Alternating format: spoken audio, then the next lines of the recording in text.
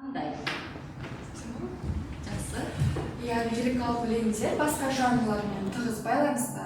Мысалға айта кетсек, лирикалық өлеңдер эпикалық, драмалық және поэтикалық жанрлармен құралады. Мысалға эпикалық өлеңдер батырлардың бейнесін суреттесе, лирикалық өлеңдер олардың эмоциясы мен сезімдерін жеткізетін болады. Және де өлең барысында ол лирикалық өлеңдерді өзінің тығыз байланысын ерекшелейді. Жақсы, рахмет. Енді осы қара өлең мен ән өлеңдердің ерекшеліктері қандай?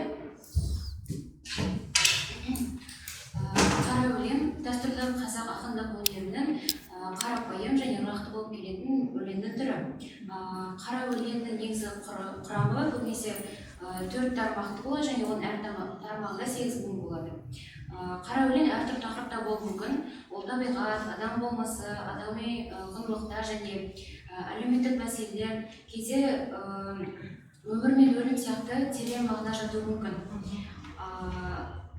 Ән өлеңдерде көбінесе жеке адамның сезімі, махаббаты, өзінің ата-анасын, достығын, отанын сүю деген сияқты сезімдер жатады. Жақсы, түсінікті. Келесі сұрағымыз, лирикалық өлеңдердің жаңа түрлерін қай ақын қандай ерекшелікпен қазір жырлап жүр? Лирикалық өлеңдер кез келген ақынның шығармаларында болушы, лирика болмаса, ол ақындарда жаңағыдай шығармашылық шабыт келмейді деп айта аламыз, иә? Сонда қандай? Жақсы. Қазақ әдебиетінде лирикалық өлеңдердің жаңа түрлерін жасаған бірқатар көрнекті ақындар бар. Олардың бірі Мұқағали Мақатаев. Мұқағали Мақатаев лирикасында адамның ішкі сезімдері, табиғат сұлулығы терең үйлесім тапқан. Мұқағали шығармашылығы философиялық оймен, махаббат пен сағыныш тақырыбындағы өлеңдермен ерекшеленеді. Тағы бір ақындар болса, Фариза Оңғарсынова. Фариза Оңғарсынова әйел жанның нәзіктігін, махаббат пен тағдырды ерекше сыршылдықпен жеткізген. Оның лирикасы өте ашық, эмоционалды әрі қайсарлықпен ерекшеленеді. Бұл ақындардың өлеңдері қазақ поэзиясындағы дәстүрлі лириканы қазіргі таңда заманауи бағытта қайта жаңғыртты. Жақсы. Бұл бағытта тағы да лирикалық өлеңдерді қазір Қалқаман Сариннің өлеңінен кездестіреміз, иә, өзіміздің жерлесіміз Мерей Қарттың өлеңдерінен кездестіре аламыз. Келесі сұрақ, осы қазіргі жазба әдебиетте көп ақын жазушылар арнау келтіреді. Соның ішінде бата тілек өлеңдерін кездестірдіңіздер ме? Бата тілек өлеңдеріне байланысты мағлұмат оқыдыңыздар ма? Айта кетсем. Жақсы. Жалпы бізде ол бүгінгі әдеби жазбаларға бірнеше түрлері, жанрлар, стильдері көп. Яғни қазіргі қоғамға сай дамып келе жатыр. Проза, поэзия, драма, мемуарлар, автобиография, соның ішінде бата тілек өлеңдері. Бата тілек өлеңдері жалпы қай ғасырда шыққаны белгісіз.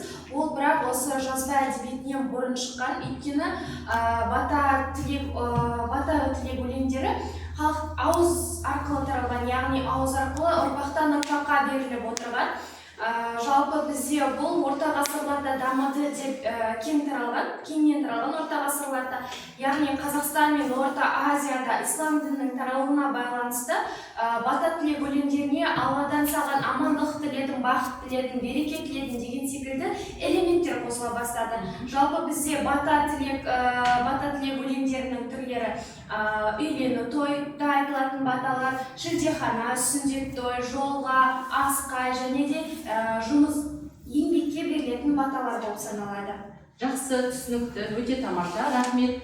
Енді осы жалпы қазақ әдебиетіндегі біз лирикалық өлеңдер туралы мағлұматты кеңінен алды. Жалпы қазақ әдебиетіндегі лирикалық өлеңдер және олардың түрлері білесіздер ма? Сол туралы қарастырдыңыздар ма? Жақсы. Жалпы қазақ әдебиетіндегі лирикалық өлеңдері бұл бірінші адамдар арасындағы, яғни туған жеріне деген, табиғатқа деген, философияға деген көзқарастарын ашып жеткізе алады. Оған басты мақсатта, яғни оның бірнеше түрі бар. Бірінші ол табиғат лирикасы, махаббат лирикасы, философиялық және азаматтық лирика болып саналады. Табиғаттық лирикаға біз ақындар, яғни Абай Құнанбаев «Қыс көктем жаз» деген шығармаларында табиғатқа деген өзінің ерекше бір махаббатымен бір табиғат арасындағы байланысты сезіп сол шығармаларды шығарған болатын. Екінші махаббат лирикасына біз жатқызамыз. Онда ақындар бір-біріне деген кіршіксіз таза сезім, іңкәрлік сезімдерін, бір-біріне деген ашықтық сезімдерін ашық және айқын жеткізе алған. Бұған Мұқағали Мақатаевтың шығармаларын жатқыза аламыз. Ал философияға бұл өмірдің мәнін, адамгершілік, сүйіспеншілік деген сияқты бір-біріне деген байланыстарын сол шығарма арқылы жеткізген болатын.